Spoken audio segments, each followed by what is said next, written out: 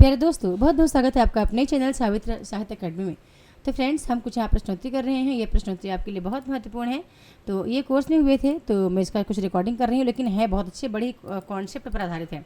एक इन्फॉर्मेशन है कि यदि आपको अभी भी मेरा कोर्स चाहिए तो कोर्स का फीस केवल 1000 रुपये है, जहाँ आपको सभी ओल्ड जो भी क्लासेस हैं वो मिल जाएंगी, रिकॉर्डिंग और लाइव दोनों ही।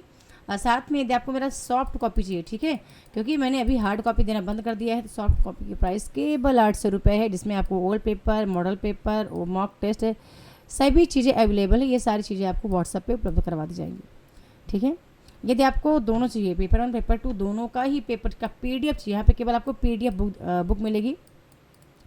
दोनों पेपर के लिए केवल 1000 रुपये फीस है। तो आप देख लेना, आपको लगे कि नहीं अगले 30 दिन तक मुझे सावित्री मैम के नोट से ही रीड करने हैं, तो भी आप अच्छा कर पाएंगे, ठीक है। और आपको कांटेक्ट करना है मेरे ही नंबर पे 8103653081 पे मैसेज या कॉल कर सकते हैं, ठीक है। धन्यवाद। प्रश्न आता है कि निम्नलिखित में से असत्य कथन का चयन करना है। तो यहाँ पे करेक्ट आंसर क्या है, देखिए आप ऑप्शन देख रहे हैं, मैं आपको करेक्ट आंसर बताती जाती हूँ कि यहाँ पे करेक्ट आंसर हमारा क्या निकल के आता है, ठीक है। तो यहाँ पे ए भी हमारा असत्य है। कैसे? यश प्राप्त और चंद्रमुख, ठीक है। यश प्राप्त जो है अव्ययभाव समास नहीं, आप लिखना कौन सा समास है, और चंद्रमुख भी आप लिखना कौन सा समास है, ओके, ठीक है। आगे देखते हैं। यदि मैं इसको कहूँ कि ये तत्पुरुष समास है, तो आप ये लिख देना कि कौन सा तत्पुरुष समास है, ठीक है। मैंने बता भी दिया कि तत्पुरुष समास है, तो आप लिख देना कि कौन सा तत्पुरुष समास है, ठीक है। तो ए भी हमारा असत्य कथन है। अगला फिर एक प्रश्न आता है। प्रश्न है कि एक गलत विकल्प का आपको चयन करना है। खड़ी बोली का दूसरा नाम कौरवी है। कौरवी का प्रयोग राहुल शंकर त्याय ने किया था। खड़ी बोली का प्रथम कवि अमीर खुसरो को माना जाता है। फिर आल्हा खंड एक प्रसिद्ध लोक कथा है जिससे खड़ी बोली में लिखा गया है। और खड़ी बोली गद्य की प्रथम प्रामाणिक रचना भाषा युग वशिष्ठ है। या यहाँ पे सभी कथन सत्य हैं। तो आप यहाँ पे करेक्ट आंसर लगा सकते हैं कि सी नंबर हमारा करेक्ट है कि आल्हा खंड एक प्रसिद्ध लोक कथा है जिसे खड़ी बोली में नहीं लिखा गया है, ठीक है। यहाँ पे जो लिखा है ना, ये हमारा गलत विकल्प है। अगला है ब्राह्मी लिपि की उत्तरी शैली से किस लिपि का विकास नहीं हुआ है। तो आप थोड़ा सा वीडियो को पॉज करना फ्रेंड्स, इसके बाद ही आप उत्तर देना तो ज़्यादा सही रहेगा। फिर आप कमेंट सेक्शन में लिख भी सकते हैं कि आपका कितना प्रश्न सही हुआ। तो यहाँ पे जो हमारा करेक्ट आंसर है वो हमारा निकल के आता है खरोष्ठी लिपि जो है वो ब्राह्मी लिपि की उत्तरी शैली से इसका विकास नहीं हुआ है। अगला है किस संशोधन के अनुसार 4 भाषाओं को जोड़ा गया है। 92, 21वें, 71वें या फिर 91वें। बड़े ध्यानपूर्वक आप आंसर करें और वीडियो को पॉज कर लीजिए, फिर आप उत्तर दीजिए। तो यहाँ पे ए नंबर हमारा करेक्ट है 92। अगला है राजभाषा में क वर्ग के अनुसार कितने राज्य आते हैं। तो इसका भी आप करेक्ट आंसर लगा सकते हैं, 10 हमारा यहाँ पे है, करेक्ट आंसर है ए नंबर। अगला आता है असत्य कथन का आपको चयन करना है कि आकार बहुला भाषा छत्तीसगढ़ी, बघेली, मगही, मैथिली है। ब्रज भाषा की मुख्य बोलियाँ हैं भुक्सा, अंतर्वेदी, भरतपुरी, डांगी, माथुरी। छत्तीसगढ़ के 2 अन्य नाम हैं लरिया, खलटाही। यह सभी कथन यहाँ पे सत्य हैं। तो बताना चाहूँगी यहाँ पे सभी कथन जो है हमारे सत्य हैं। अगला है शौर सैनी अभ्रंश से उत्पन्न भाषाएं हैं। कौन सी? ब्रज भाषा, अवधी, कुमाऊनी, गढ़वाली। अब देख लो ABCD में आपका कॉन्सेप्ट लगभग क्लियर है। तो आप आंसर यहाँ कर सकते हैं कि यहाँ पे करेक्ट आंसर हमारा कौन सा है। तो यहाँ पे जो शौर सैनी अभ्रंश से उत्पन्न भाषाएं हैं वो बी नंबर है, पश्चिमी हिंदी, राजस्थानी, पहाड़ी, गुजराती। अगला है संविधान भाषा में हिंदी को राजभाषा बनाने का प्रस्ताव किसने रखा। तो करेक्ट आंसर जल्दी से बताएं, ABCD में क्या होगा। आप चाहें तो कमेंट सेक्शन में लिख भी सकते हैं कि आपके कितने क्वेश्चन सही हुए थे, ठीक है। तो यहाँ ए नंबर करेक्ट है, गोपाल स्वामी अयंगर। अगला है भारतीय संविधान में किस में हिंदी को मान्यता कब मिली है, ठीक है। ये इसमें लगभग बहुत सारे प्रश्न आपके पेपर में आए हुए हैं। तो यहाँ पे जो करेक्ट आंसर है वो बी नंबर है, 14 सितंबर 1949। फिर एक प्रश्न आता है कि मातृभाषा प्राथमिक स्तर पर मातृभाषा में शिक्षा की सुविधाओं का उल्लेख किस अनुच्छेद के अंतर्गत आता है। 1, 2, 3, 4 में आप लिख सकते हैं जो भी आता है। कमेंट सेक्शन का मैं आपके वेट करूँगी कि आपने पूरा प्रश्न आपने यहाँ पे सही किया हुआ है। तो ए नंबर यहाँ पे हमारा करेक्ट है। खुदा किस भाषा का शब्द है। तुर्की, फारसी, अरबी या पुर्तगाली। मैं थोड़ा सा वेट करूंगी और आप उत्तर लगा सकते हैं कि किस भाषा का शब्द है। तो यहाँ पे बी नंबर हमारा करेक्ट है, फारसी। निम्नलिखित में से तत्सम शब्द का चयन कीजिए। परख, रास, समूह, आखिर। 12 नंबर का बताएं करेक्ट आंसर क्या होगा। 12 नंबर का करेक्ट आंसर हमारा डी नंबर होगा यहाँ पे। अगला है प्रश्न ऐसे भी आए हैं कि तुम पढ़ोगे तो तुम्हें साइकिल मिलेगी। यह किस प्रकार की अभिव्यक्ति शैली का वाक्य है? निश्चयात्मक, इच्छावाचक, आदेशात्मक या फिर संकेतवाचक। तो कुछ चीज़ें आप यहाँ पे समझ सकते हैं कि निश्चय तो यहाँ पे हो ही नहीं रहा कि तुम पढ़ोगे तो साइकिल मिलेगी। वो बच्चा इच्छा भी जाहिर नहीं कर रहा, ठीक है, आदेश भी नहीं दे रहा कि तुम पढ़ोगे तो, वो केवल संकेत दे रहा है, ठीक है, संकेत कर रहा है बेटा पढ़ लो, पढ़ोगे तो तुम्हें साइकिल मिल जाएगी। अगला है लिपियों में से लिपियों के विकास क्रम में असंगत जोड़े का चयन करना है। ब्राह्मी लिपि इसकी पूर्व 5वीं शताब्दी 350 इसका प्रारंभ हुआ है। गुप्त लिपि 5वीं शताब्दी तक रही। कुटिल लिपि 6वीं से 9वीं शताब्दी तक और प्राचीन नागरी लिपि 12वीं शताब्दी तक। यह सभी कथन यहाँ पे सत्य है। तो यहाँ पे देखो, आपकी जानकारी के लिए बता दूँ, सभी कथन सत्य हैं। आप एक बार ध्यान से देख लेना इसको, ऑप्शन को, सभी कथन सत्य हैं। अगला है भारोपी भाषा परिवार के बारे में आपको सत्य कथन का चयन करना है, ठीक है। तो मूल भारोपी भाषा श्लिष्ट योगात्मक थी। या भारोपी परिवार के सतम वर्ग के अंतर्गत जर्मनिक, इटालिक, हिटाइक शाखाओं को शामिल किया गया है। या भारोपी परिवार की भाषाओं को ध्वनि के आधार पर 4 भागों में बांटा गया है।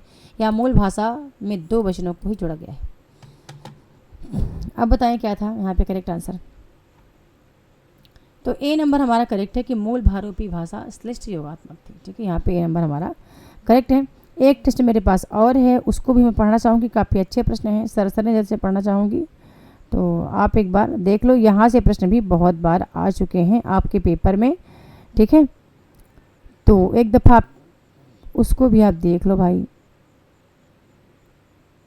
ठीक है। ओके, चलिए थोड़ा सा नीचे चलते हैं और देख लेते हैं प्रश्न हमारा। ये आ गया प्रश्न कि बताने भाषा और बोली में अंतर स्पष्ट करते हुए असत्य कथन का चयन कीजिए। फिर से एक इन्फॉर्मेशन है प्यारे दोस्तों, यदि आपको लगता है कि अभी लास्ट टाइम मैं कुछ नहीं कर पा रही हूँ, मुझे कहीं ना कहीं एक सानिध्य की आवश्यकता है, तो कोर्स की फ़ीस मात्र 1000 रुपये है। फिर से बताना चाहूँगी। और यदि आपको लगता है कि नहीं कोर्स में नहीं जा सकते, आपको PDF चाहिए जिसको आप केवल एकाग्रता से पढ़ना चाहते हैं, तो उसकी फ़ीस केवल 800 रुपये है, जहाँ पे आपको बोथ पेपर मिल जाएगा, दोनों पेपर, जहाँ पे old paper, mock test, model paper, सभी कुछ यहाँ पे अवेलेबल है। फुल सपोर्ट भी अवेलेबल है, ठीक है। फिर ये प्राइस है।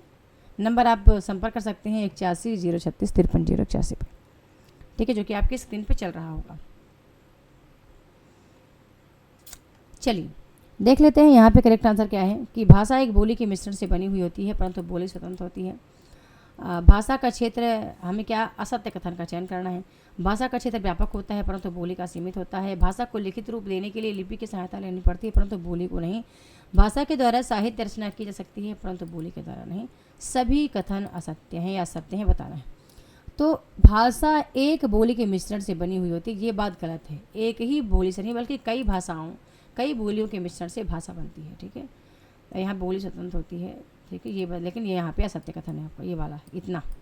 अगला है कि निम्नलिखित में से किसको संविधान की 8वीं अनुसूची में शामिल नहीं किया गया है, ठीक है। तो लिखते रहिए भोजपुरी को सौरसेनी अपभ्रंश से विकसित बोली नहीं है। एक बार मैं इसको ऐसे कर दूँ तो कौन सी नहीं है, मैथिली नहीं है। अगला है सुनीति कुमार चटर्जी के अनुसार पूर्वी हिंदी आधुनिक आर्य भाषाओं के किस वर्ग में आती है। तो आप यहाँ पे ABCD आप लगाते रहें। यहाँ पे करेक्ट आंसर हमारा है मध्य देशीय। अवधि किस हिंदी प्रदेश की बोली नहीं है। लखीमपुर, प्रतापगढ़, बाराबंकी या बिजनौर।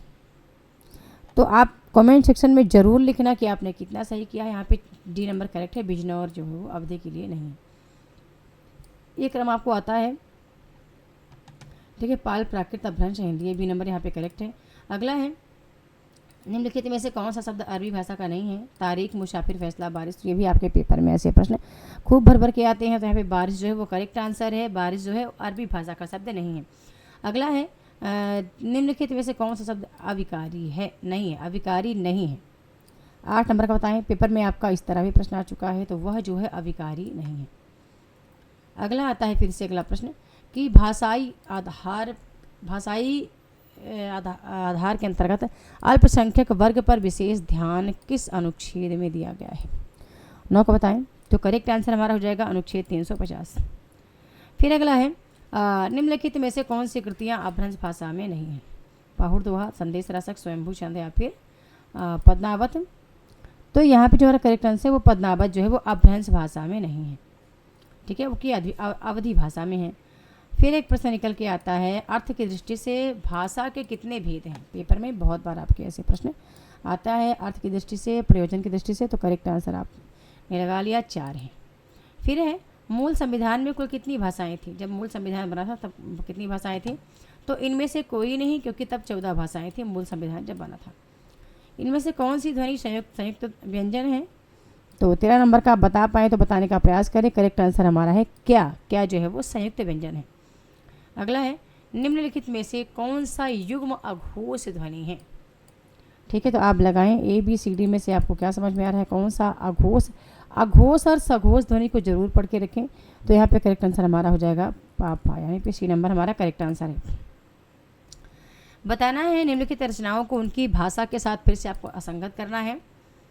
कविता बलि ब्रज पृथ्वीराज रासो पिंगल शैली में, बर्बा नायिका भी विधि में, या अमीर खुसरो की मुकरिया बुंदेली में लिखी गई हैं। तो जल्दी से इसका आंसर आप कर दीजिए कि करेक्ट आंसर हमारा क्या है। तो आप पकड़ पा रहे हैं कि पृथ्वीराज रासो पिंगल ने डिंगल शैली में लिखी गई है। अगला है पश्चिमी हिंदी के अंतर्गत कौन सी बोली को शामिल नहीं किया गया? तो कौरवी आ गई, ब्रजभाषा, कन्नौदी, मगही को शामिल नहीं किया गया। ई नंबर करेक्ट है।